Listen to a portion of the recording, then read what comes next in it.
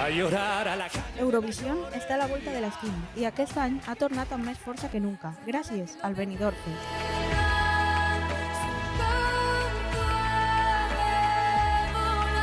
Aquest event, celebrat al mes de gener, selecciona l'artista que representarà a Espanya, competint amb el resto de propostes europees. Si jo me tinguera que quedar en alguna, jo crec que barrejaria Rigoberta en Janjugueiras també.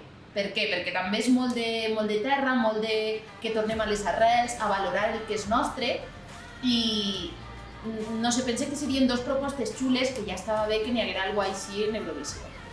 Les favorites eren les gallegues Tanxungueiras i la catalana Rigoberta Bandini. Però tot va dar un gir amb la victòria de Chanel, que gràcies al voto del jutjat es va alçar amb la victòria.